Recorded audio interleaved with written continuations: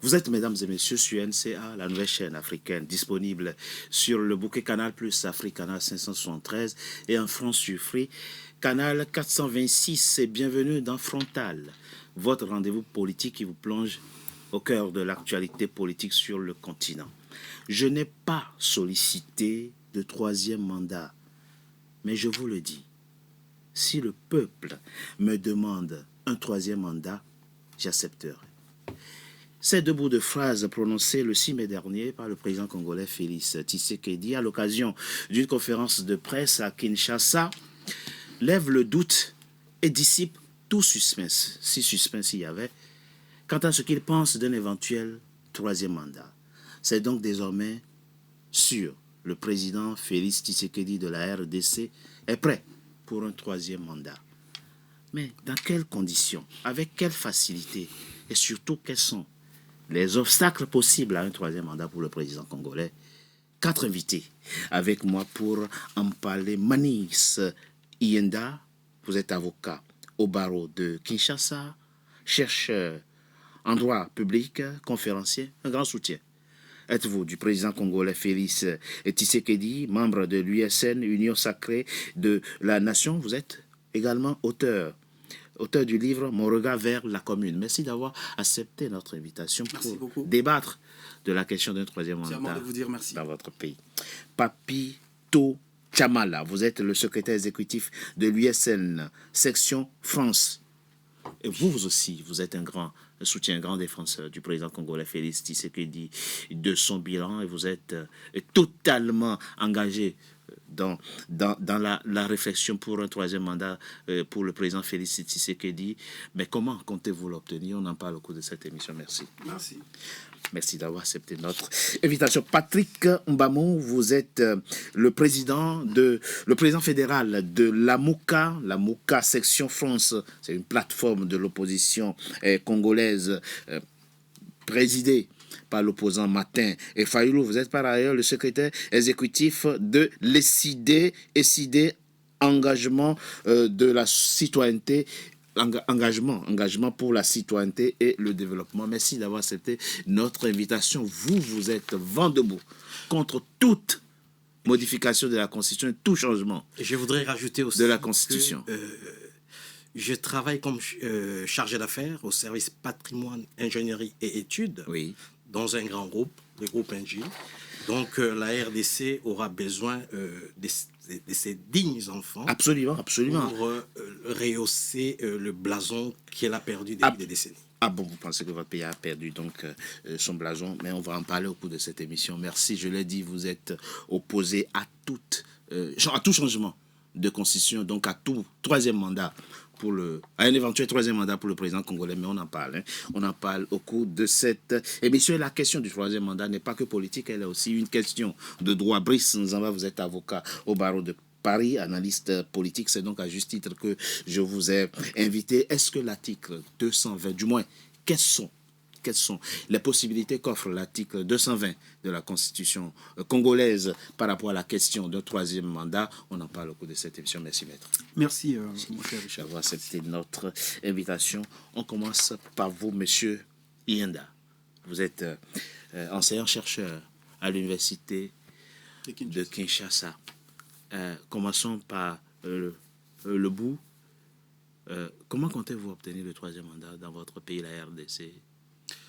D'abord, il faut savoir que la République démocratique du Congo, c'est un pays à vocation démocratique. La démocratie est notre identité. On l'appelle la République démocratique du Congo. Rien qu'à regarder la trajectoire historique de notre pays, d'où nous venons et là où nous sommes aujourd'hui, nous avons obtenu pas mal d'acquis. En termes de démocratie, nous avons déjà organisé à 4 reprises les élections. L'alternance démocratique est un acquis que nous sauvegardons à bon escient. La liberté d'expression, la liberté de point de vue de tout un chacun. L'opposition politique est consacrée dans la constitution de notre pays avec un répondant juridique, la loi portant statut de l'opposition politique. Et donc, la RDC est un pays qui met le peuple au cœur de tous les enjeux politiques. Mais parce que vous parlez de la démocratie et du mandat. Dans un contexte démocratique, le peuple est un dieu. Seul pouvoir qui exprime sa divinité pour léguer le pouvoir à tous les organes de l'État. D'accord, on va être concret dans cette émission, monsieur Yenda. Le président dit, si le peuple veut que j'ai un troisième mandat, j'accepterai.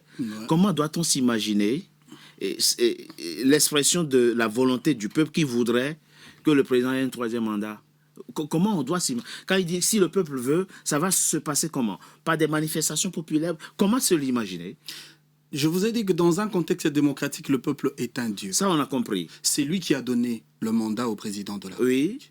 Et si ce peuple, en raison de la théorie de l'acte contraire, décide de donner au président de la République, au nom du salut du peuple, un mandat de plus, qui êtes-vous pour interdire à ces peuples qui, du reste, rêvaient son statut de souverain primaire? D'accord. Et donc, c'est au peuple de se décider, dans un contexte démocratique, sur le sort du président de la République. Et le peuple est un souverain primaire, est un pouvoir absolu si le peuple se décide.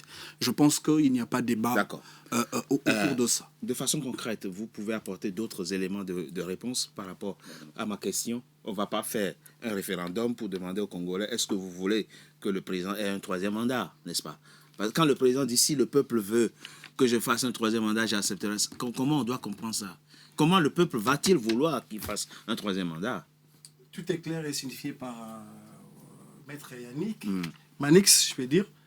Le président l'a bien signifié, tout le monde a vu. Il a demandé, il a dit que si le peuple le veut, il le fera. C'est clair. Pourquoi? Parce que dans la constitution actuelle que nous avons, l'article 5 le dit très bien. La souveraineté du pays émane du peuple. Monsieur, vous ne comprenez pas ma question? C'est quoi la question? Mais je vous ai dit, le président dit qu'il accepterait de faire un troisième mandat si le peuple congolais le veut. Exactement. C'est ça, c'est l'article 5 de la Constitution, en fait. Qui dit quoi? Qui lui confère cela. Il dit, lui, il va oui, se mais remettre... sauf qu'il ne peut pas être candidat. Là, avec la Constitution actuelle, il ne peut pas être candidat en 2028. Bien sûr. C'est clair. C'est clair qu'il ne sera pas candidat. Là-dessus. Non. Si on s'en tient à la Constitution actuelle, il ne peut pas être candidat en 2028. Exactement. Alors, par quelle alchimie? Dans la même Constitution, c'est écrit, les pouvoirs émanent du peuple, par le peuple et pour le peuple. C'est le peuple qui l'exerce. Nous sommes dans une situation où le pays traverse des moments de turbulence. Environ 2 ans, 3 ans que les présidents n'arrivent pas à bien gouverner son pays. Pourquoi? Parce que l'autre côté de l'Est, on est en train d'égorger tous les jours les Congolais. Qu'est-ce que ça a à voir avec un troisième mandat? Non, c'est lui qui est en train de gouverner, en fait. Oui. Il n'a pas eu le temps. Il n'a pas eu le temps même d'organiser. Même des élections que vous êtes en train de parler là, il faut les organiser. Si dans quelques mois, il faut que les élections puissent être tenues. Mais jusque-là, nous sommes en train d'abord de nous occuper de la guerre à l'est du Congo. C'est dans cette optique-là, aujourd'hui, c'est la question. Déjà là, il faut bien comprendre. C'est une question qui a été posée par les journalistes. Est-ce que les peuples sont en train de réclamer que vous puissiez faire le troisième mandat? Comment un peuple réclame-t-il un troisième mandat? Ça se va partout. Moi, je suis un peuple, je suis là. Je suis en train de demander à ceux que cette constitution-là soit touchée pour qu'à ceux que nous puissions avoir une nouvelle constitution qui ressemble. Au fond, je n'ai pas la réponse. Qui ressemble. Non. Vous demandez à ce que le président demande au peuple. Il a dit qu'il va se remettre au peuple. Non, il dit... Bon, alors, on va avancer. Pas de problème, on va avancer. On a bien compris. Monsieur Patrick Mbamou, chez vous, c'est une question taboue. Il ne faut pas du tout parler d'un troisième mandat. Le mandat du président de la République finit en 2028. Il faut qu'il s'en aille. Chez vous, la question ne doit pas se poser. Merci. C'est ça? Merci pour la question. D'abord, je dirais ceci. Si on veut acheter un restaurant, il faut quand même savoir faire cuire une omelette. Parce que le jour où ton cuisinier ne sera pas là, tu ne sais même pas comment casser les œufs pour faire cuire une omelette, tu tires les rideaux. Et on avait fait le débat la fois dernière. Je vois que notre ami de l'UDPS est allé chercher un cuisinier pour tenir son restaurant. Mais mon confrère qui est à côté, il a parlé de la démocratie. Monsieur Babou. Est-ce que... On va rester sur la question du troisième mandat. Pourquoi c'est une question tabou chez vous? Non, parce que je voudrais, comment dirais-je, élaguer ce que le compatriote vient de dire. Monsieur Yanda? Très bien. Qu'est-ce qu'il a dit? Il a parlé de la démocratie, la République démocratique du Congo. Oui. Est-ce que ces pays-là, depuis son accession à l'indépendance, la RDC a été démocratique? Non. D'accord, ok. Mais non, par rapport à la question du troisième mandat. Par rapport à la question, oui. On parle de la démocratie pendant que celui qui est venu aux affaires, Félix Tshisekedi, n'a pas été élu démocratiquement. On ne va plus refaire l'élection présidentielle de 2019. C'est terminé. C'est pour cela. C'est fini. Laissez-moi venir là où j'y vais. Hein. Et cette constitution, oui. Félix, quand il a été nommé par Kabila, il avait prêté son serment avec cette constitution. Oui. OK? Alors, maintenant, puisque le peuple avait conçu cette constitution, oui. par la suite d'un référendum, et maintenant, Félix veut faire du forcing. Tshisekedi, on va pas appeler le président par son prénom. Hein. Oui, Félix Tshisekedi, le président Félix Tshisekedi. Voilà. C'est une institution, le président de la République. Absolument. On n'a pas le choix. Okay? Mais non, c'est effectivement. Maintenant, il voudrait faire du forcing pour briguer à son troisième mandat. Mais la Constitution dit que 2 mandats, pas plus. Mais si effectivement, pourquoi ça doit être une question taboue? Si effectivement les Congolais dans leur majorité décident qu'ils fassent un troisième mandat, aujourd'hui, là, à l'heure actuelle, le pays est divisé. Le pays est divisé. Le pays est divisé. On ne peut pas aller aux élections. Ce n'est pas faux. Il faut que le pays soit réunifié. Pour que le pays soit réunifié, qu'est-ce qu'il faut faire? Il faut dialoguer. Il faut appeler le fils et fille du pays autour d'une table. D'accord. C'est très clair. Faire un dialogue et apaisé. Brice, la situation est à la fois simple et complexe. L'article 220 de la Constitution, vous connaissez cette disposition de la Constitution congolaise, on est clair qu'on ne peut pas la modifier. Non. Il faut une nouvelle Constitution. Éventuellement. Mais expliquez-nous, c'est vrai que la personne la mieux indiquée pour nous expliquer, c'est le président Félix Tshisekedi lui-même, mais comme on ne peut pas lui poser la question, essayez d'interpréter ce qu'il a voulu dire en disant, si changement de constitution il doit y avoir, ça doit se faire par référendum. Mais à l'occasion de la même conférence de presse, il dit, si la guerre continue, en 2020, il n'y aura pas élection. Alors qu'un référendum, c'est aussi une élection. Comment on se situe par rapport à ça, à cette contradiction? Oui, mais en fait, ce qu'il faut dire, c'est que... alors, ce serait quand même extraordinaire que j'entre dans la tête du président Félix Tshisekedi, mais essayons d'imaginer un peu ce qui se passe dans sa tête. Parce que, à la vérité, on ne peut pas procéder à la révision de la Constitution sur le nombre des mandats. Okay. Voilà, puisque l'article 70 de la Constitution prévoit qu'il n'y a que 2 mandats. Après 2 mandats, il n'y en a plus. Et l'article 220, comme vous l'aviez évoqué, exclut du champ des révisions la possibilité de réviser la disposition sur le nombre de mandats. Donc, sur ce point, la Constitution a déjà posé le problème, a déjà résolu le problème. Il faut une nouvelle Constitution. Donc, le président Félix Tshisekedi a prêté serment sur la Constitution et c'est lui, il est le premier garant de la Constitution. Donc, il ne peut pas aller contre cette disposition de la Constitution. En revanche, quand il dit que si le peuple congolais veut qu'il reste et qu'il peut rester, alors, moi, si j'étais son conseiller, je dirais qu'il doit plutôt faire appel à un référendum, puisque, comme ça a été évoqué, l'article 5 de la Constitution reconnaît que la souveraineté nationale appartient au peuple. Et le peuple l'exerce comment? L'exerce par référendum et par élection au suffrage universel. Donc, il peut donc faire appel au peuple via un référendum pour éventuellement changer la Constitution. Mais ce qu'il faut préciser, c'est qu'une Constitution, on ne la change pas par caprice. Vous voyez ce que je veux dire? Oui. Quand on est un homme d'État, je dis bien un homme d'État, on ne change pas une constitution simplement parce qu'on veut s'y représenter et pour son propre intérêt.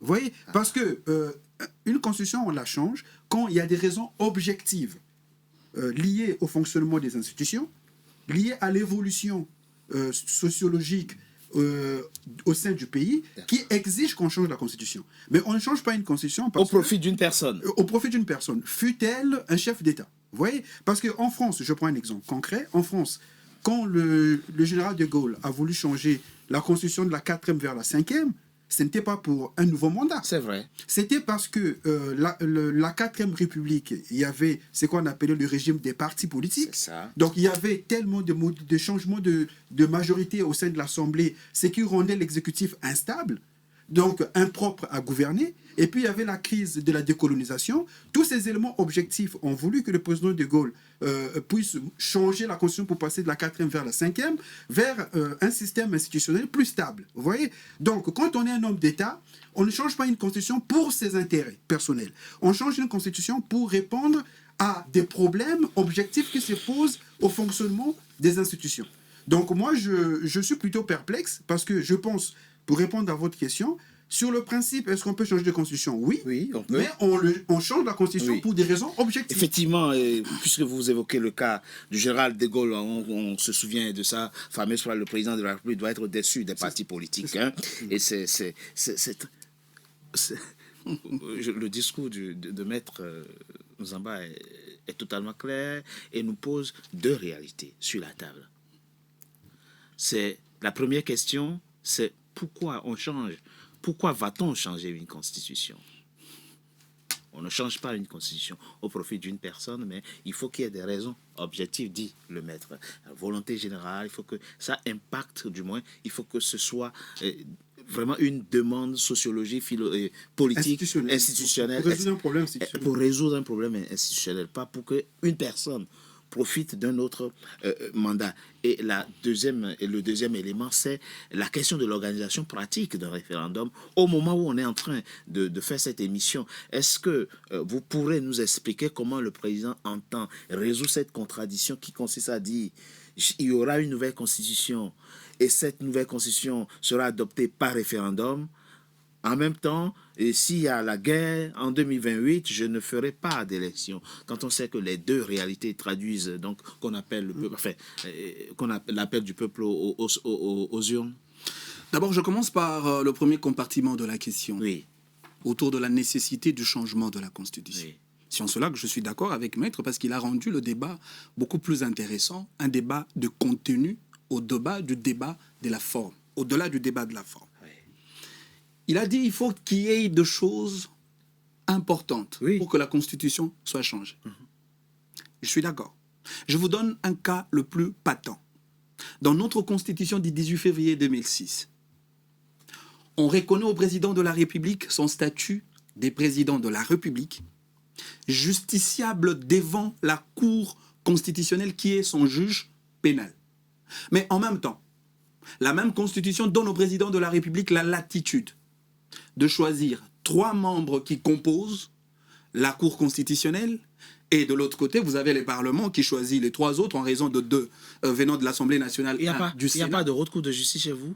Non, mais c'est juste pour vous dire que selon le vœu du constituant de 2006, d'après ces raisonnements que je suis en train d'évoquer tout à l'heure, on fait en réalité du président un juge et partie. Parce que c'est lui qui choisit le membre qui doivent le juger, alors qu'en même temps, le même président est justiciable devant la même cour.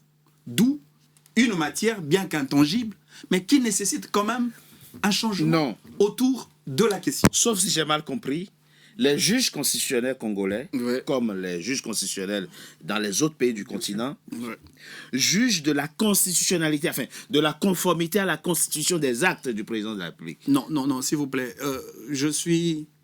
Je suis constitutionnaliste de profession et de recherche. La question des actes de conformité des actes... Mais oui, la Cour constitutionnelle ne juge pas les gens. Ici, je parle... Mais la Cour constitutionnelle juge le président de la République sur les questions pénales. Il est le juge du président de la République. Quelle disposition de la Constitution du Congo dit ça? Est-ce que je peux faciliter? Non, attendez, il faut qu'on clarifie cette question. C'est très intéressant. Le débat deviendra intéressant s'il est technique. Ah, le mais sauf débat que ne deviendra le intéressant rendons pas trop si il trop- est abordé trop par technique. des gens qui... Mais effectivement... Le président congolais est pénalement responsable devant la Cour constitutionnelle. Bien sûr que oui. Attendez, je vais même vous citer la disposition qui parle. Je pense que c'est l'article 160... Oui, mais en fait, si je peux me permettre... Oui, s'il vous plaît, maître. Voilà, je pense que c'est excusez-moi, monsieur Manix, je pense que c'est un faux débat. Je dis ça pourquoi? Parce que, à supposer que votre préoccupation soit... C'est vrai. soit Validons cette hypothèse, soit oui, fondée, oui. il suffit d'une révision constitutionnelle pour régler ces problèmes. Voilà. Ce problème peut être réglé par C'est une vrai. révision Pas besoin constitutionnelle. de changer la On Constitution. n'a pas besoin de changer la Constitution pour ça. C'est pas faux. Non, Mais pourquoi vous allez pour une modalité de nomination des juges constitutionnels, vous n'allez pas changer une constitution pour ça. Vous faites une révision constitutionnelle et le problème est réglé. Vous savez pourquoi j'ai évoqué ces cas? Parce que le pouvoir judiciaire est l'une de matières scellée par l'article 200. Non, pas du tout, monsieur Manix. C'est l'indépendance. Non, il faut être précis avec le mot, vous êtes juriste. C'est-à-dire que c'est l'indépendance de la justice qui est une matière qui ne peut pas être révisée. C'est-à-dire que... Non, mais c'est vrai. C'est de ça que je parle. Non. Lorsque, mais s'il vous plaît, Oui. s'il vous plaît, lorsqu'on parle de l'indépendance du pouvoir judiciaire, ça veut dire on réserve l'apanage exclusif au pouvoir judiciaire de prendre ses décisions. Oui. Et non des interférences venant des autres organes On est qui ne d'accord. dépendent pas du pouvoir judiciaire. Non, mais... Et ici, non mais s'il vous plaît, Oui. Allez-y rapidement, sinon, oui. je n'aurai pas un fil d'idées pour argumenter ce que Allez-y je pensais rapidement. tout à l'heure. Je vous ai dit, le président de la République provient de l'exécutif national. On est bien d'accord? Oui, il est le chef Le de même l'exécutif. président de la République, je l'ai dit, désigne Oui, comme les dans tous les, membres de comme la dans tous les Cour pays. constitutionnelle. Comme dans tous les pays Oui. africains. Non mais, Non, mais on le laisse poursuivre. Allez-y, oui. vous savez, les contextes congolais, tout à l'heure, avant même ces débats-là, on était en train de réfléchir sur comment on peut contextualiser les réalités africaines par rapport à nos problèmes. Oui. Vous savez qu'ici en France, vous vivez en France, les organisations des élections sont tenues par les ministères de l'Intérieur. Mais ce n'est pas le cas en RDC. Pourquoi? Parce qu'on a tenu compte de la psychologie politique de l'homme politique congolais. Si les élections sont tenues par un ministre de l'Intérieur dûment nommé par le président de la République, je ne pense pas que M. Fayoulou de la Mouka croirait à la crédibilité de ces élections. Juste pour vous dire quoi? On peut adopter une constitution.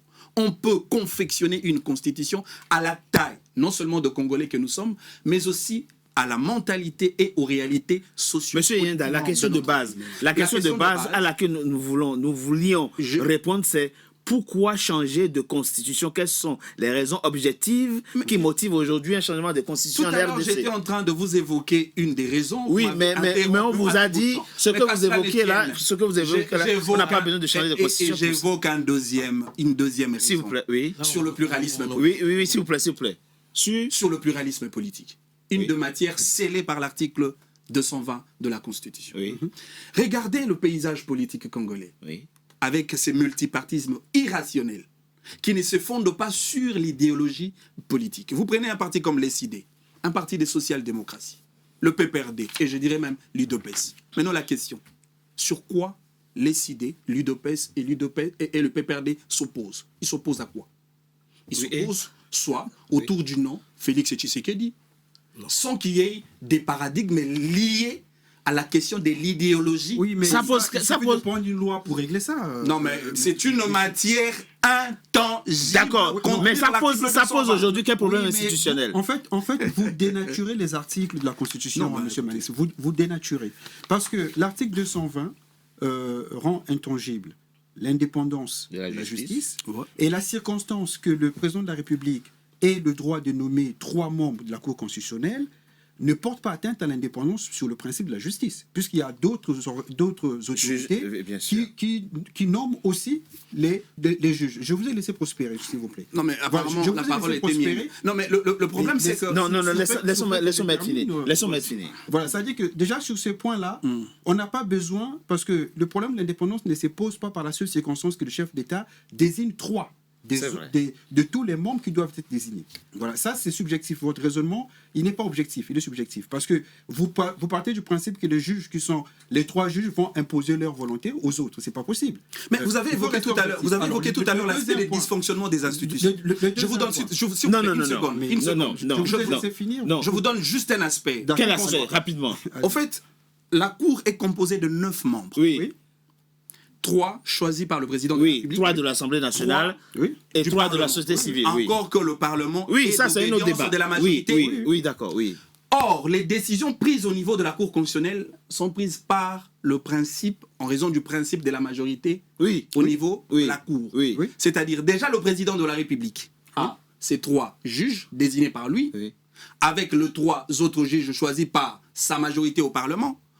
Si nous appliquons la logique de l'arithmétique politique, ça veut dire qu'il y aura 6 juges. Ce que vous êtes en train de dire, alors qu'une situation profite au président, vous êtes en train de dire que c'est en fonction d'une situation qui lui profite, qui veut changer la Constitution. Mais moi, je voudrais revenir sur le plan du pluralisme politique. Voilà, c'est-à-dire que le pluralisme politique, on peut prendre une loi électorale, une loi qui organise la vie des partis politiques, et dans cette loi-là, on peut mettre des dispositions de nature à faire évoluer les mentalités.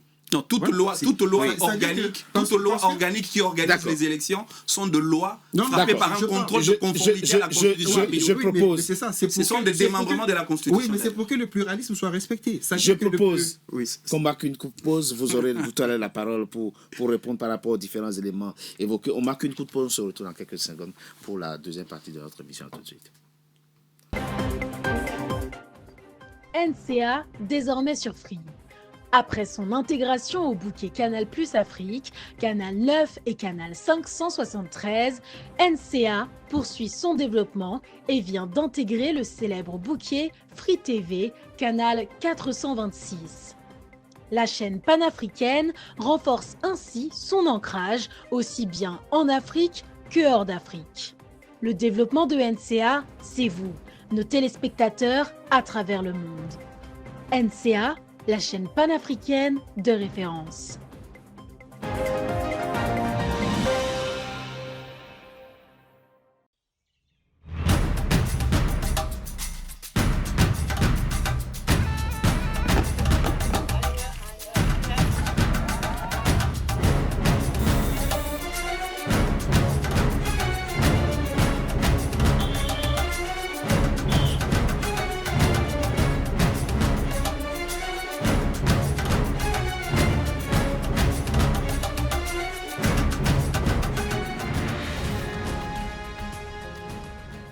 NCA, la nouvelle chaîne africaine. NCA, the New African Channel. Deuxième partie de Frontal, votre rendez-vous politique, dont le numéro de ce jour est consacré à la RDC, où agité aujourd'hui par le débat sur un éventuel 3e mandat pour le président Félix Tshisekedi. Patrick Mbamou, vous vouliez répondre par rapport aux différents éléments évoqués dans la première partie? Oui, c'est ce qui est dommage. En restant concret. Oui, c'est ce qui est dommage. Nous n'aimons pas le Congo. Les preuves sont là. Est-ce que le pouvoir judiciaire en RDC est indépendant? Non. Quand Kabila avait nommé Félix, à travers le juge Benoît Luaba, paix à son âme, et le président de la Cour constitutionnelle, Benoît Luaba, paix à son âme, il a été exfiltré par Félix pour aller mourir à Bruxelles. Et l'actuel président de la Cour constitutionnelle, il fait partie de son obédience. Vous croyez que demain, la démocratie viendra dans ces pays-là? Non. Patrick Mbamou, il faudrait que... On va rester concret. Oui. Et précisément sur la question du changement de la Constitution. Et pour moi, rester concret, c'est quoi? C'est analyser la situation politique actuelle. Et quelle est la situation politique actuelle? Quand on prend la majorité, vous avez aujourd'hui 3 brontosaures de la majorité au pouvoir, brontosaures au sens positif du terme, qui, au fond, ne disent rien et qui, visiblement, ne posent aucun problème, aucune sorte de résistance au président. J'entends Vital Kamerhe, qui ne dit rien, donc il ne s'oppose pas à l'idée d'un troisième mandat. J'entends Jean-Pierre Bemba, qui ne s'oppose pas à l'idée d'un troisième mandat, et j'entends Modeste Bahati, l'autre homme politique qui vient de perdre, qui a perdu il y a quelques temps le poste du deuxième président du Sénat. C'est vrai qu'au début, il s'est dressé contre cette idée, mais je pense qu'il est rentré dans le rang. Ça, c'est la situation actuelle. Donc, au fond, politiquement, il n'y a pas de résistance au sein de la majorité par rapport à l'idée d'un troisième mandat pour le président. Mais qui c'est qui a créé cette irrésistance? C'est M. Félix Tshisekedi. C'est plutôt habile, on ne va pas lui dire de s'en excuser. Oui, mais Caméré a le main lié. On lui avait collé un procès de 600 000 dollars. Oui. Et Bahati a le main lié. Tous ces mondes-là que vous... Jean-Pierre Bemba n'en parle même pas. Hier, dans sa conférence qu'il avait invité ces gens tout azimut, il avait même dit que voilà, dans l'opposition, il n'y a plus d'opposants. Mais politiquement, la quasi-totalité fait partie de l'union sacrée. Ils étaient tous là. Politiquement, ce sont des gens... Vous voyez que c'est plié, politiquement. Mais est-ce que ces gens-là ont été achetés? Ah, moi, je ne sais pas. Ben oui, ils ont été achetés. Est-ce qu'ils auront maintenant un mot à dire au niveau de la liberté? Non. On va avancer. Donc, dans ce, on va avancer. Brice, nous en bas, de toute façon. Vous m'avez zappé. Non, vous êtes sur le plan numérique. Parce qu'il y a quelque chose qu'il faut que je relève. Comme quoi? Parce que allez-y rapidement. Il était là pour moi pour d'abord défendre ce que le président Martin Fayulu a dit la semaine dernière. Oui. Il n'a pas dit du tout. Il a dit des choses, des contre-vérités. Quelle on a tout démonté par-ci par-là. Quelle contre-vérité? Martin Fayulu, oui. Il a dit que c'est lui qui organisait les marches. Ben oui. Là-bas, de l'autre état. Ben oui. Pourtant, là vous changez. Là, vous partez des Cocalan, là. Non, j'étais en train de parler pour le montrer d'abord qu'il devait d'abord défendre le bilan et l'action, parce qu'il est en train de... Le bilan de qui? De son parti politique. Mais c'est pas Fayulu n'est pas président. On n'a jamais été dans les affaires, nous. On n'a jamais travaillé. Par rapport à ce que Fayulu a dit la semaine dernière. Non, excusez-moi, monsieur, il faut que je termine d'abord là-dessus. Oui. Il fallait d'abord qu'il défende ça. Il n'a pas défendu. Pourquoi? Parce qu'il a compris que tout ce que Martin Fayulu a dit. Parce que c'est l'opposant. C'était lui qui devrait. Parce que moi, je compte à ce que quand le président de la République, Félix, quand il avait prononcé qu'il allait demander au peuple pour le troisième mandat, la population allait être soulevée contre cette décision-là à travers les opposants. Le monsieur Mbamou, il allait même ici en Europe commencer à faire des manifestations. L'élection, c'est en 2028 et nous sommes en 2020. Non, parce que si la population n'était pas... Là, vous venez de bien démontrer là, que tout le monde est calme au Congo. Tous les opposants, tous les grands chefs des partis politiques, aujourd'hui, ne se prononcent pas contre. Et vous tirez la conclusion que c'est bon. Pour montrer que la population est avec... D'accord. Le président, très bien. Ok, merci. C'est très clair. Le président Fayulu. Il n'y a pas de résistance. S'il vous plaît. Le président Fayulu est sorti au lendemain de la conférence de M. Félix Tshisekedi. Voilà les documents. Oui, d'accord, oui. C'est un document qui va mourir. Tentative de coup d'État constitutionnel. On va avancer, monsieur Mbamou. On va avancer, s'il vous plaît. Brice, si on fait un décryptage objectif de la situation politique, j'ai parlé des principales figures de la majorité. On a bien compris, pas de résistance. Quand on prend l'opposition congolaise, elle est fracturée en trois pôles.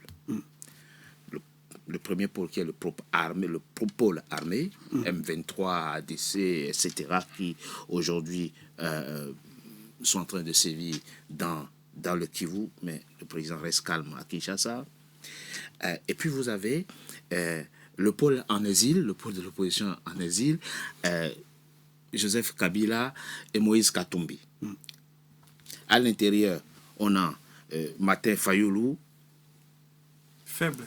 On a bien compris que... Ça, c'est une insulte.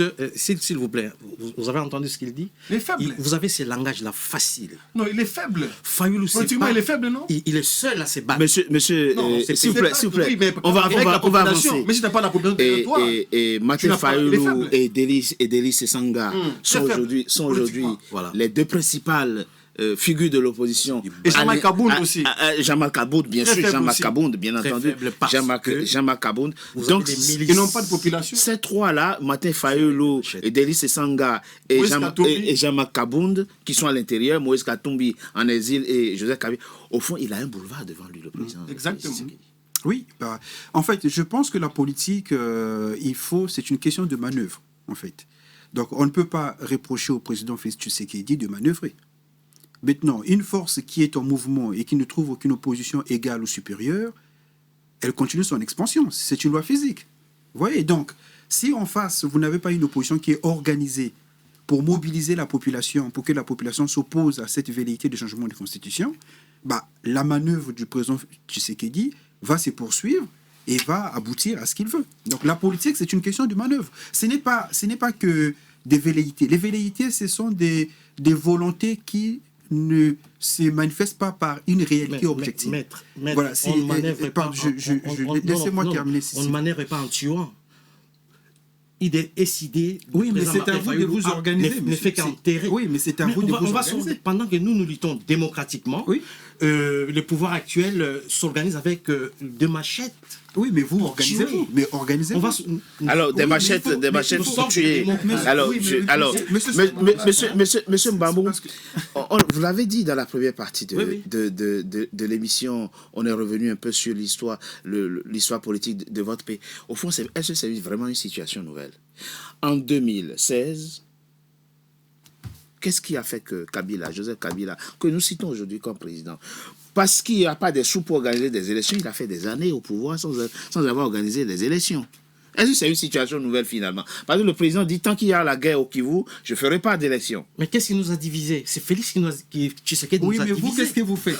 C'est quoi le problème? C'est-à-dire que vous êtes en train de reprocher... Qu'est-ce que nous faisons? Nous sommes en train de nous battre à l'intérieur. Oui, mais c'est ça. Mais pendant que les autres ont choisi l'exil. Oui, mais vous... Et ces autres-là qui ont choisi l'exil, on travaille avec Félix. Oui, mais monsieur, ce qu'il faut comprendre, moi je ne vous fais pas de reproche. Ce que je veux dire, c'est que quand vous entrez en politique, vous ne pouvez pas mettre des gants montés dans un ring et puis être surpris de recevoir des coups.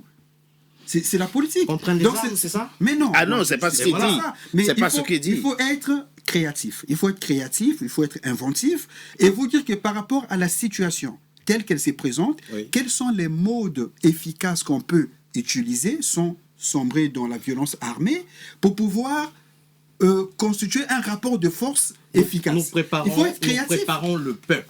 Oui, mais donc il faut continuer. Voilà, on continue après. Mais c'est ainsi qu'eux, ils nous disent que voilà, nous sommes des faibles. On n'est pas des faibles. Oui, on n'est pas des faibles. En tout cas, pour l'instant, ça ne se voit pas. Votre force ne se voit pas pour l'instant. Quand il dit que vous êtes faible, il ne faut pas prendre ça comme une insulte. C'est-à-dire que c'est un constat de rapport de force. C'est-à-dire que si vous n'avez pas un rapport... Pour qu'on soit fort, il faut qu'on prenne des armes. Non. Mais nous préparons le peuple. S'il vous plaît. Je vais m'expliquer. Non. Vous allez-y très rapidement répondre par rapport à ce que... Je voudrais quand même revenir sur... Oui, mais on a bien compris. Il n'y a pas d'élément objectif qui justifierait aujourd'hui un changement de constitution. Vous n'avez pas réussi à... encore. Oui. Puisque c'est le débat. C'est ça l'essentiel. Vous avez coupé, on n'a pas argumenté là-dessus. Non, vous êtes deux, c'est pour ça. Allez-y.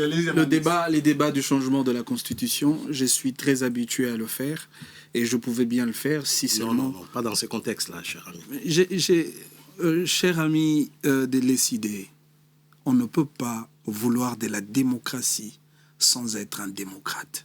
S'il vous plaît, je vous invite à être démocrate sur ce plateau des débats. Monsieur Yenda, s'il vous plaît, la question que je vous ai posée, et qui est une question simple, mais il faut clarifier aussi, et c'est ce point-là, cette contradiction-là, pour que les Congolais comprennent. Vous dites, nous aurons une nouvelle constitution, mais ce ne sera pas un référendum.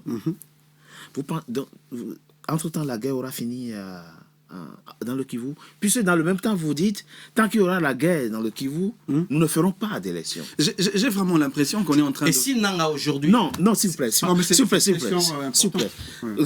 Tranchez cette question, réglez cette question et puis on avance. Vous allez faire le référendum quand? Et qui a dit qu'il va faire le référendum? C'est le président qui a dit ça. S'il vous plaît, s'il vous plaît. Il dit, mais la vidéo existe. Il a dit ça, non? S'il vous plaît. C'est la Constitution. Sur la Constitution, oui. S'il vous Oui, il a dit, votre camarade dit qu'il a dit ça, effectivement. Le président de la République, si vous l'avez suivi minutieusement, il a tenu son propos dans le conditionnel. D'abord, en parlant du mandat, il a dit si le peuple décide... Oui, ça, on a compris. D'accord, par rapport à la nouvelle Constitution. Oui, d'accord, oui. Encore en parlant du débat autour du changement de la Constitution, il dit on ne peut pas restreindre aux Congolais le droit de réfléchir sur leur pacte. On a social, compris. Ça aussi, on a compris. Et donc, les mécanismes, vous l'avez d'ailleurs dit, le peuple n'agit que par soit les élections ou soit les référendums. Je voudrais quand même vous envoyer à lire l'article 229 de la Constitution. Mais la question que j'ai posée, s'il vous plaît, on a besoin d'aller encore à l'article 229. Répondez à la question. Mais je vous réponds à la question, mais malheureusement, vous avez une idée préconçue. Malheureusement, mes idées ne correspondent pas à votre idée et vous pensez que j'ai mal répondu. C'est ça le problème. Donc, débarrassez-vous d'abord de ce que vous avez. Mais il n'y a pas d'idée préconçue. Vous avez dit déjà que vous ne reconnaissez même pas que le président a dit ça. Non. Et votre camarade l'a reconnu. Non, mais en fait, la question, c'est comment allez-vous procéder pour changer la Constitution? Donc, c'est par référendum. Justement, ça, je l'ai dit plus d'une fois. La question, c'est comment vous allez l'organiser alors qu'il y a la guerre à l'Est. Voilà. Non, mais justement, c'est comme ça que j'étais en train de dire. Pourquoi ne pas attendre que la paix soit retrouvée au Congo pour qu'on organise et les référendums, si nécessité, il y en aura, et les élections, parce que nous devons organiser les élections. Même si c'est en 2035. Enfin, je vous ai dit, mais est-ce que vous savez que à ce moment-là, on va au dialogue national inclusif. Mais qui vous dit que le dialogue national inclusif que vous évoquez a une portée constitutionnelle? Est-ce que vous savez que le dialogue déroule aux règles constitutionnelles? Et Félix. Non, mais vous nous citez que le nom de Félix. Non, rendons le débat un peu beaucoup plus intéressant. Est-ce que vous savez que vous êtes venu, comment dirais-je, en sous-traitance, si on peut le dire. Non, vous avez la facilité de qualifier. Monsieur, c'est quand même désobligeant de votre part, c'est pas respectueux. Je voudrais quand même que le débat soit élégant. Oui, mais pour ça, il faut répondre aux questions. Justement, je réponds à vos questions. J'ai l'impression que vous êtes un 4e ou 3e débatteur. Moi, je suis toujours un invité de mes émissions. Hein. Il va falloir que vous vous y habituez. Non, laissez l'invité répondre à sa manière. Si les réponses de l'invité ne vous satisfassent pas, tant mieux. Il faut qu'on ait des réponses aux questions. D'accord. Il peut passer à autre chose. Je reviens sur ce que mon frère de Lessidé disait tout à l'heure. Et d'ailleurs, je vous dis, je ne sais pas si vous avez... Ça fait combien de temps vous étiez à Kinshasa? Non, ne parlons pas, puisque la dernière fois, le frère l'avait évoqué. Ça fait combien de temps je propose qu'on marque une coup de pause, on se retrouve dans quelques instants pour la 3e et dernière partie de notre émission. Tout de suite. Finalement, on va passer tout le temps avec... NCA, désormais sur Free. Après son intégration au bouquet Canal+ Afrique, Canal 9 et Canal 573, NCA poursuit son développement et vient d'intégrer le célèbre bouquet Free TV, Canal 426. La chaîne panafricaine renforce ainsi son ancrage aussi bien en Afrique que hors d'Afrique. Le développement de NCA, c'est vous, nos téléspectateurs à travers le monde. NCA, la chaîne panafricaine de référence.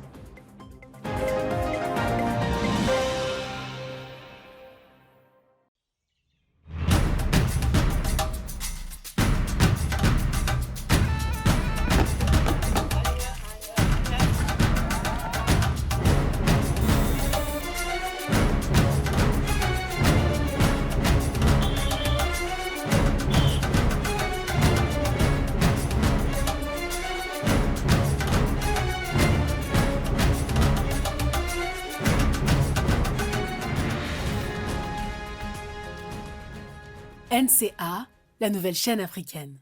NCA, the New African Channel.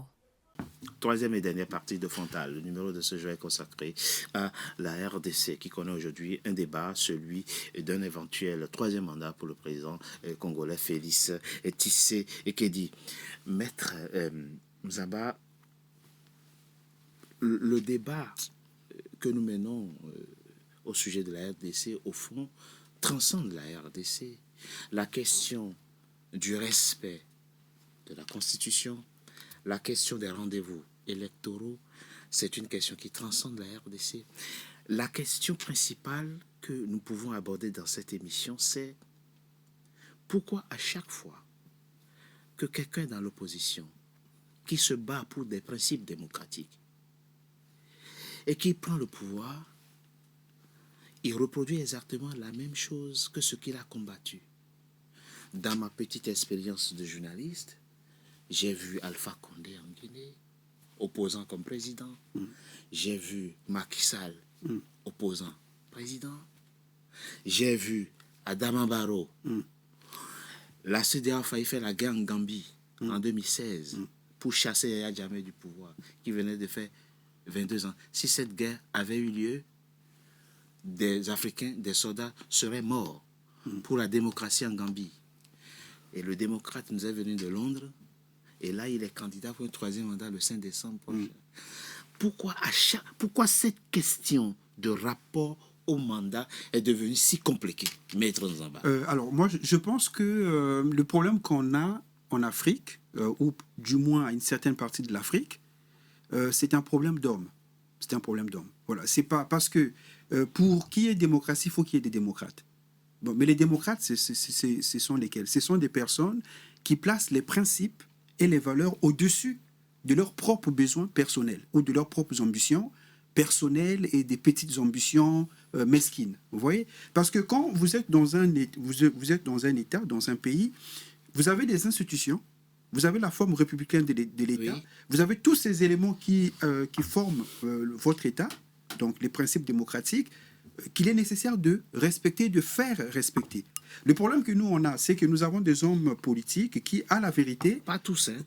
Il y en a qui font bien. Oui, absolument. C'est pour ça que j'ai dit, du moins... C'est certain, c'est pas tout le monde. Du moins une partie de l'Afrique. Bien sûr, absolument. J'ai pris la précaution de préciser. C'est-à-dire que nous avons affaire à des personnes qui, à la vérité, ce qui les intéresse, c'est le pouvoir. C'est comment accéder au pouvoir. Quand ils sont opposants, ils considèrent que le discours démocratique, c'est une arme pour déstabiliser celui qui est au pouvoir et pour accéder au pouvoir. Quand ils arrivent au pouvoir, ils utilisent tous les moyens qui sont mis à leur disposition pour rester au pouvoir le plus longtemps possible. Parce que ce n'est pas une question de principe pour eux. C'est pas une question de principe. Donc, ils vont même utiliser le droit. Hein. Vous voyez, c'est des gens qui sont capables de trouver des universitaires, des docteurs parfois des professeurs qui font même venir même de France et d'Europe pour venir donner toutes les raisons juridiques pour pouvoir tout simplement changer ce qu'ils veulent changer, mais pas pour faire évoluer le pays. Pas du tout. C'est pour servir leurs ambitions personnelles. Vous voyez? Mais on en est là. Mais c'était un problème d'hommes. Moi, je pense que nous, dans une certaine partie de l'Afrique, on a un problème d'hommes, en fait. On n'a pas des hommes à la hauteur des ambitions véritables du pays. On n'a pas des hommes d'État, simplement. Patrick Mbamou, vous m'excuserez ma question. Hein. Est-ce que vous savez, et j'en suis certain, que si en 2019, c'est Martin Fayulu qui avait pris le pouvoir, on serait en train de faire le même débat aujourd'hui? Je ne crois pas. Non. Je ne crois pas. Puisque Martin Fayulu a été choisi par le peuple, démocratiquement. Oui, okay? Il y a des... Oui. Et Martin Fayulu enfin, comment dirais-je, il avait un devoir vis-à-vis du peuple qu'il avait choisi. Et pas dans le sens contraire. Je pense qu'on n'en serait pas là. Puisque Martin Fayulu, le président Martin Fayulu, aurait fait ces 2 mandats si le peuple lui avait encore donné l'occasion démocratiquement de briguer un 2e mandat. Oui. Je pense qu'il n'y aurait pas eu le 3e mandat. Il n'aurait pas dit si le peuple... Puisque Félix Tshisekedi avait dit « Qui es-tu pour m'interdire de changer la Constitution ?» Mais Fayulu n'aurait pas dit ça. Mais on dit toujours ça? Oui, parce que vous savez... Parce que il y a le bénéfice du doute, comme on dit. Fayulu élu démocratiquement. Laissons l'histoire d'élu démocratiquement. Oui, mais parce qu'il y a des chefs d'État qui ont été élus démocratiquement, qui ont changé la Constitution. Qui, par exemple? Non, il va pas en citer. Alpha Condé, à l'époque, il avait été élu, il a voulu changer la Constitution. Mais lui, donc ça n'est pas... Non, Alpha Condé a goûté au miel. Oui, mais... oui, c'est ce qu'on dit. Mais non, Fayulu n'était pas venu pour du miel. Oui, son projet, ça, c'est ce que vous dites, projet est... Voilà le manifeste de Kisangani, bâtir un Congo libre et fort, digne et prospère. Oui. OK? Donc, Monsieur Yenda, on ne vous pose plus la question dans cette émission en tant que Congolais ou proche du pouvoir, mais en tant que juriste, intellectuel, africain. Comment on règle cette question, la question du difficile rapport au pouvoir qui fait que on mène des décennies de lutte dans l'opposition et une fois au pouvoir, on reproduit les mêmes schémas que ceux qu'on a combattus? Mais je vous ai dit au prologue de mon intervention, c'est parce que les partis politiques, en réalité, c'est pas seulement au Congo, en Afrique. Ah, on est totalement d'accord. Sont dépourvus d'un idéal de gouvernance. Vous avez un parti de l'opposition qui est en face de moi. On va reprocher à M. Tshisekedi d'avoir mal géré les secteurs de la justice. Mais quel est le paradigme que l'opposition propose pour solliciter en termes d'offres, afin de solliciter le suffrage du peuple? C'est en cela que je vous ai posé la question, on s'oppose à quoi? Est-ce aux idées, au modèle de gouvernance, aux politiques publiques à proposer, on s'oppose au fait que Tshisekedi a été nommé par M. Kabila, Tshisekedi n'avait pas été élu, et ainsi de suite. C'est même ça, en fait. C'est comme ça que je l'ai qualifié d'un multipartisme irrationnel. Et nous, en tant que Congolais, si nous voulons rationaliser notre multipartisme pour donner au Congo une démocratie de qualité, nous devons réfléchir. Mais on ne peut pas réfléchir au-delà du cadre constitutionnel, d'où la nécessité de réadapter la Constitution pour doter à la République un système politique solide afin de déterminer la trajectoire et même la destinée de notre pays. Oui. Et donc, c'est même ça le débat. Oui. Tout à l'heure, j'ai beaucoup aimé ce que le maître a posé comme principe de base, l'homme. Oui. L'homme n'est pas au cœur et au centre de préoccupations politiques des animateurs que nous sommes. Encore que, moi je l'ai d'ailleurs dit, c'est vrai, on va peut-être parler de la réforme de la Constitution, mais la vraie réforme, c'est la réforme de l'homme congolais, pour ne pas dire de l'homme africain. Nous avons besoin... Il y a des pays non africains aussi qui ont des problèmes de déficit démocratique aussi. Exactement. Bien sûr. Mais nous avons besoin des hommes des valeurs. Des hommes qui respectent le principe, des hommes qui respectent les lois de la République, des hommes qui respectent les valeurs de gouvernance et des hommes qui viennent avec des offres politiques de qualité afin de bien gérer le pays. Et donc, on va revenir sur le même débat. Est-ce que, au jour d'aujourd'hui, est-ce qu'on a cet homme-là de valeur qui gère la RDC? Non, le débat est impersonnel. Cette question, c'est une fois, c'est au niveau des idées maintenant. Ce n'est plus la difficulté. Moi, j'entends votre discours qui a une grande pertinence seulement. C'est la temporalité du changement de la Constitution qui biaise aujourd'hui la pertinence du discours. Il y a chez vous, nous l'avons vu et la fois dernière, mais je pense que vous pouvez transcender vos convictions, vos croyances et répondre de façon objective à cette question. Vous êtes sans doute parents aussi, donc nous avons tous ici des enfants à éduquer. D'où nous vient l'idée que celui qui ne pense pas comme nous n'aime pas le pays, n'est pas patriote que nous sommes. L'idée que nous avons l'exclusivité du patriotisme. Comment on règle cette question? Comment on transcende ça pour adhérer et l'idée que on a le droit d'être critiqué. L'autre a le droit de critiquer. La contradiction nourrit et vivifie. La démocratie, et Antoine de Saint-Exupéry dit: si nous pensons tous la même chose, nous ne pensons rien. Comment on y arrive? Je peux répondre directement. Tout à l'heure, là, avant... En oubliant votre appartenance politique et vos combats politiques. Avant le débat, j'avais parlé de l'opposition.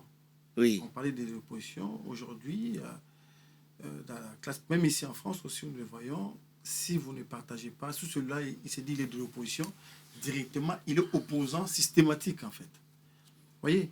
Même si l'autre côté, on parle des choses que lui-même défendait hier. Ce n'est pas une question d'opposition ou de pouvoir. Puis de toute façon, on l'a dit, même l'opposant systématique, quand il prend le pouvoir, il reproduit les mêmes schémas. Donc ce n'est pas une question de mouvance opposition. C'est une question, comme Maître l'a dit. C'est une question d'être rationnel. Quand on est rationnel, on pense à l'avenir du pays, à la population de demain, au développement. C'est pour là même, c'est la question, même le président Félix là, a parlé la semaine dernière, a évoqué une question de l'homme politique et l'homme d'État. l'homme politique, il pense aux élections, il pense à la critique, il pense à tout casser pour parvenir prendre le pouvoir. Voilà. Par contre, l'homme d'État pense à l'avenir, à la génération. Voilà, c'est cette question-là, j'allais vraiment quand même éclaircir un peu les Congolais, tout le monde, les Africains qui nous suivent. Notre démarche aujourd'hui n'est pas une démarche traitée partisan pour défendre seulement coûte que coûte les pouvoirs du président Félix Tshisekedi. Non, même pas du tout. Il y a, le Congo, c'est un pays très riche, mais aujourd'hui très faible. Pourquoi vous refusez l'idée du dialogue? L'idée du dialogue, depuis l'indépendance, on est à plus de 70... Non, mais ce n'est pas le sujet. Depuis l'indépendance. C'est pas parce que ça n'a pas... Depuis l'indépendance, on est à plus de 70... Vous êtes en guerre. 70 dialogues. Le président que nous défendons, que moi je défends, je suis en train de faire les services après-vente. Qu'est-ce qu'il a dit à propos de ce sujet-là?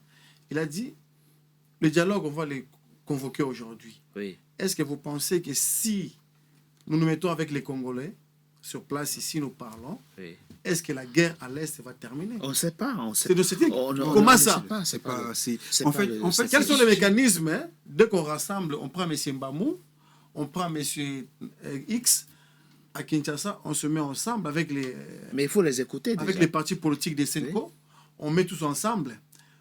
Est-ce que si on parle entre nous Congolais, qu'est-ce qui va faire à ce que la guerre puisse se terminer? Le président l'a ajouté, il a dit quoi? Concrétise la question. Que le Rwanda ne peut jamais laisser le Congo se lever seul parce que le Rwanda, son économie dépend totalement. Monsieur Chamala, la justice militaire de votre pays a condamné Kabila, non?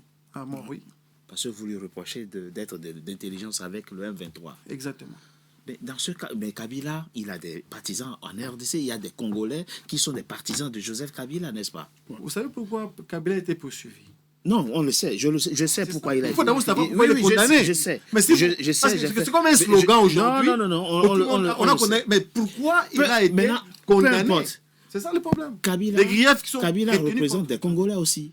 On est d'accord ou pas? Le PPRD, il y a des Congolais qui sont membres du PPRD, oui. Non? Le PPRD.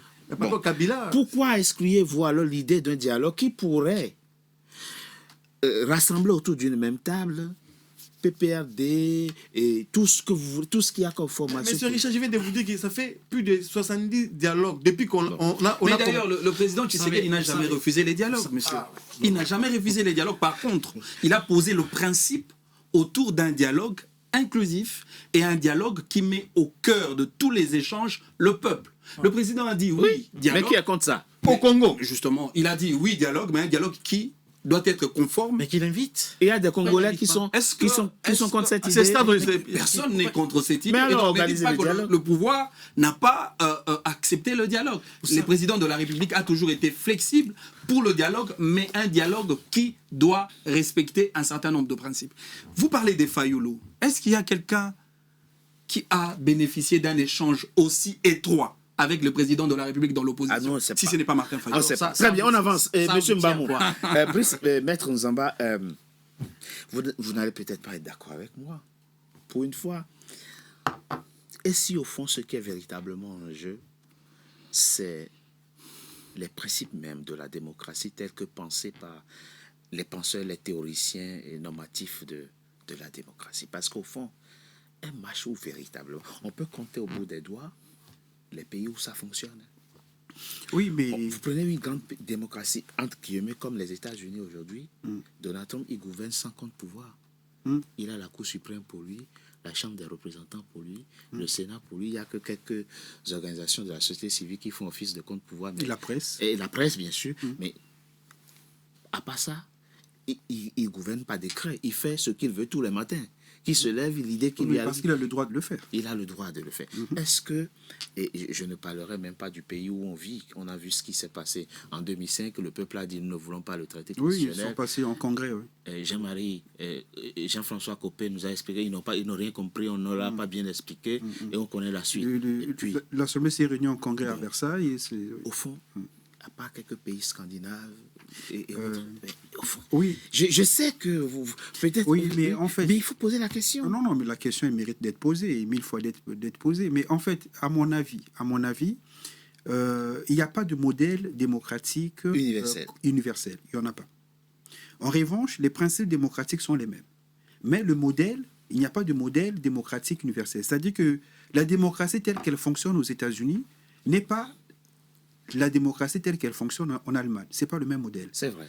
La démocratie telle qu'elle fonctionne en Italie n'est pas la même telle qu'elle fonctionne en France. C'est-à-dire que chaque pays génère son modèle démocratique selon son histoire. Exactement. C'est ça, en fait. Donc, ce qu'il faut, il ne faut pas faire une copie-coller du modèle démocratique tel que ça se passe dans d'autres pays. Ça, c'est peur que la démocratie devienne un piège. En fait, c'est même quand on a une élite véritable. C'est quelque chose qu'on ne peut pas faire. On ne peut pas, parce que le modèle démocratique d'un pays, ou même le modèle politique d'un pays tout court, est toujours la résultante de son histoire. Vous voyez? Parce que pourquoi au Royaume-Uni, ils ont une monarchie parlementaire? Parce que ça dépend de leur histoire. Ils ont eu d'abord une monarchie, ensuite par rapport aux luttes qui ont été menées, ils ont trouvé la synthèse entre la monarchie et la République. Voilà. Donc, c'est par rapport à leur histoire. Maintenant, nous, ce que nous prenons, c'est quoi? Nous prenons des constitutions qui sont à la vérité la résultante de l'histoire des autres. Et nous, on plaque ça sur nous alors que nous n'avons pas fait le même cheminement historique. Exactement. Vous voyez, c'est ça le problème auquel on est confronté. Donc, ce qu'il nous faut, c'est de comprendre à quel stade nous sommes dans notre évolution politique et conformément à ces stades, quel est le modèle politique qui nous convient. C'est ça ce qu'il faut. Merci. Vous prenez un pays comme l'Afrique du Sud, par exemple, leur constitution n'a jamais été adoptée par référendum. Merci. Le président Nelson Mandela, l'un des présidents le plus connu et populaire, n'a jamais été élu dans un suffrage universel direct. Merci. Merci à vous. C'est un modèle sud-africain qui correspond aux réalités sud-africaines. Merci. D'où la nécessité d'avoir une constitution qui s'accommode avec les réalités congolaises. Merci, monsieur Yenga. Comme vous avez été minoritaire dans cette émission, oui, je vous laisse le mot de la fin. Merci beaucoup. Merci beaucoup. Je voudrais demander à la diaspora congolaise, le 27 juin de cette année, le samedi 27 juin, qu'on se retrouve sur la place de la Bastille. Pour faire quoi? Nous allons faire une marche pacifique à partir de la place de la Bastille jusqu'au château bleu. Merci. Tout Congolais. Merci Patrick Kambou. Merci. Merci d'avoir participé à cet échange. C'est la fin, mesdames et messieurs, de Frontal. Votre rendez-vous politique dans le numéro de ce jour a été consacré à la RDC. Merci d'avoir été nombreux à notre compagnie. Restez fidèles à nos programmes si vous voulez suivre cette émission www.ncatv-.com et nos émissions sont toujours disponibles sur YouTube. Nous vous invitons à les visionner et surtout à vous abonner pour continuer de nous encourager à produire davantage du contenu. Encore une fois, merci d'avoir été nombreux à notre compagnie. À très bientôt pour un nouveau numéro de Frontal. Merci à vous. Merci.